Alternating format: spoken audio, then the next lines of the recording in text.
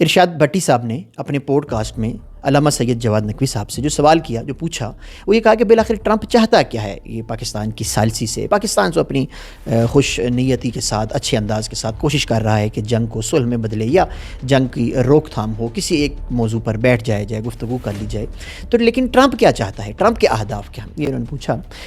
علامہ سید جواد نقوی صاحب نے اس کا خوبصورت جواب دیا، لیکن میں چاہتا ہوں کہ اس کو نسبتاً کامل کر لیا جائے۔ دیکھیے بات یہ ہے کہ اس جنگ کا جو سینیریو کھینچا گیا تھا پینٹاگون کی طرف سے، اسرائیل کی طرف سے اور امریکہ کی طرف سے، وہ ایک خاص نوعیت کا سینیریو تھا، اور وہ ایک ہفتے پر مشتمل ایک سینیریو تھا جس میں جنگ ہونی ہے اور رجیم چینج ہونی ہے، بات ختم ہو جانی ہے۔ سینیریو یہ تھا۔ اب جب خلاف توقع عامر ہو جائے تو انسان بھوکھلا سا جاتا ہے۔ تو جمہوری اسلامی ایران نے جس نوعیت کا جواب دیا، چاہے وہ عسکری جواب ہو، چاہے وہ انٹیلیجنس کا جواب ہو، چاہے وہ اقتصادی نوعیت کا جواب، اسی طریقے سے سوشل میڈیا کے اندر جو جمہوری اسلامی ایران کو پذیرائی ملی اور امت مسلمہ جمہوری اسلامی ایران کے پیچھے آگے کھڑی ہو گئی، یعنی ایک ایسا واقعہ تھا اس کی توقع نہ امریکہ نے کی تھی، نہ اسرائیل نے کی تھی، اور نہ ہی باقی ان کے حلفاء نے کی۔ اسی سبب امریکہ نے نہ نیٹو کو ساتھ ملایا، نہ کسی کو ساتھ ملایا، بس کہا کہ اکیلے ماروں گا، اکیلا کھاؤں گا، اور اس طریقے سے انہوں نے جنگ کو شروع کر دیا۔ اب جب آگے سے اس طرح کی صورتحال ہوئی تو اب کسی نے ان کا ساتھ، امریکہ سمیت، یورپ سمیت پوری دنیا سے ان کو تنقید کا نشانہ بنایا۔ ان سے کہا گیا کہ کسی نے کہا تھا اس جنگ کو آپ شروع کریں۔ اب اس صورتحال میں جنگ کے کچھ دنوں کے بعد ہی، 7 سے 10 دنوں کے درمیان ہی ان کو سمجھ میں آ گئی کہ ہم جو اہداف حاصل کرنا چاہتے ہیں وہ اس طریقے سے عسکری انداز میں نہیں حاصل کرتے۔ لہٰذا ایرانی میڈیا کے مطابق انہوں نے جنگ کے 10ویں ہی دن پاکستان کو انوالو کیا اور کہا کہ جی آپ کسی طریقے سے اس جنگ کا خاتمہ کروائیں۔ پاکستان نے جنگ کے 10ویں ہی دن اپنے ہم منصب ایرانیوں سے رابطہ کیا اور جنگ بندی کے لیے، مذاکرات کے لیے دعوت دینا شروع کی، جس کا 30 دن تک جمہوری اسلامی ایران نے جواب نہیں دیا۔ جمہوری اسلامی ایران نے پہلے سے ہی اپنے ٹارگٹ معین کیے ہوئے تھے، جن کو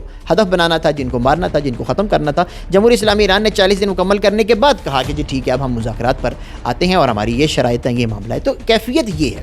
اب اس کیفیت میں پاکستان کو انوالو کرنے کی جو بنیادی ترین وجہ ہے اور جو ٹرمپ چاہتا ہے پاکستان سے، وہ 5-6 وجوہات کا پہلا ہدف جو ہے وہ پاکستان کے ذریعے سے کسی نہ کسی طریقے سے اس جنگ سے باہر آئے، کیونکہ عرب ممالک تو اس کے حلیف ہیں، وہ تو نہیں جنگ بندی اور صلح اور اس نوعیت کی باتیں کر سکتے۔ اور ٹرمپ کی جو بدقولی اور جو جس طریقے سے اس کا طرز تکلم بن چکا ہے، فرعونیت آ چکی ہے، یورپ بھی انوالو نہیں ہونا چاہتا تھا۔ تو لہٰذا پاکستان کے ذریعے سے انہوں نے کوشش کی کہ جمہوری اسلامی ایران پاکستان کی بات کو ٹالے گا نہیں، جس وجہ سے انہوں نے پاکستان کو انوالو کیا کہ پاکستان جو ہے وہ کسی طریقے سے اس جنگ کا خاتمہ ہو اور ہمیں جو نقصان ہو رہا ہے اس نقصان سے ہم بچیں۔ پوری دنیا کے اندر امریکہ کا مذاق اڑایا جا رہا ہے، اس کی عسکری طاقت کا جو ایک رعب تھا وہ ختم ہو رہا ہے۔ تو لہٰذا پاکستان کو ثالثی کے لیے کہا کہ امریکہ اس جنگ سے باہر آئے۔ دوسرا جو عنوان ہے وہ اپنی عزت کو بچانا ہے، جو بالآخر ایک عسکری رعب دبدبہ ہے، ایک اقتصادی رعب دبدبہ ہے، ایک سماجی اور ہر اعتبار سے امریکہ کا جو ایک رعب دبدبہ پوری دنیا کے اندر ہے وہ آہستہ آہستہ ختم ہو رہا تھا۔ تو اس کے لیے پاکستان اور پاکستان کی آرمی اور اتنی بڑی سطح کا معاملہ ہونا ضروری تھا، ورنہ یہ عزت اور آبرو جو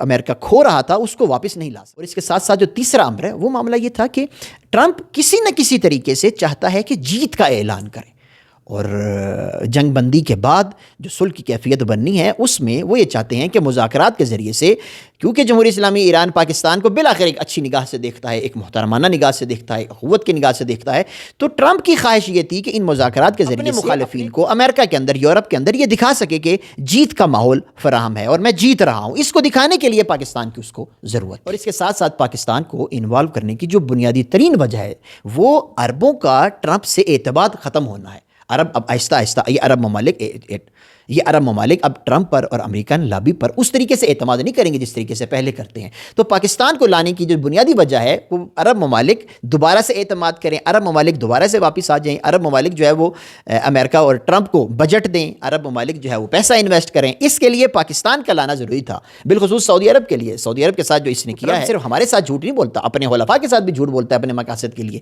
تو ان ممالک کے ساتھ جو جھوٹ بولا گیا، جو ان کو فریب دیا گیا، اب یہ ممالک اس طریقے سے اعتماد نہیں کریں گے امریکہ پر۔ تو اس کے لیے ضروری ہے کہ پاکستان جیسے ملک کو لائے اور عربوں کو دوبارہ واپس لا کے اپنے ساتھ رکھے، اپنا حلیف بنائے۔ اور آخری عنوان جو بہت مہم ہے وہ یہ کہ امت مسلمہ کے اندر پاکستان کی جو اہمیت ہے وہ بہت زیادہ ہے۔ سب کو معلوم ہے کہ جتنے علماء یہاں سے صادر ہوتے ہیں، پوری دنیا کے اندر جو علماء جاتے ہیں ان کی ایک بڑی تعداد پاکستان سے جاتی ہے تبلیغ کے لیے۔ پوری دنیا کے اندر پاکستانیوں کا ایک نام ہے مذہبی اعتبار سے۔ لہٰذا امت مسلمہ کے اندر جو نفرت پھیل چکی ہے امریکہ کی، پاکستان کو انوالو کر کے دوبارہ سے اس نفرت کو ختم کرنے کے لیے ٹرمپ نے پاکستان کا ہی انتخاب کیا تاکہ پاکستان اس اعتبار سے بھی اس کی مدد کر سکے۔ لہٰذا پاکستان کی جو کوششیں ہیں وہ اپنی جگہ پر بہتر، لیکن ہمیں یہ پتہ ہونا چاہیے کہ جو ٹرمپ کی نیت ہے، جو امریکن لابی کی جو نیت ہے، وہ زیادہ مثبت اور زیادہ اچھی نہیں ہے، بلکہ صرف اور صرف اپنے مفاد کے لیے پاکستان کو اس وقت استعمال کر رہا ہے۔ لہٰذا ہمیں متوجہ رہنا چاہیے کہ ٹرمپ اور امریکن لابی اگر پاکستان کے ذریعے سے اس ثالثی کو انجام دے رہی ہے، تو جہاں ثالثی بہت خوبصورت پاکستان انجام دے رہا ہے، جہاں اپنے ڈپلومیٹک تعلقات کو بہتر کر رہا ہے، جہاں دنیا کے اندر ایک پاکستان کا مثبت چہرہ سامنے آ رہا ہے، وہاں امریکن لابی اور ٹرمپ اور ان جیسے افراد پاکستان کے دینی چہرے کو اور پاکستان کے فوجی چہرے کو اور پاکستان کے مثبت چہرے کو اپنی حمایت میں استعمال کرنے کی کوشش کر رہے ہیں۔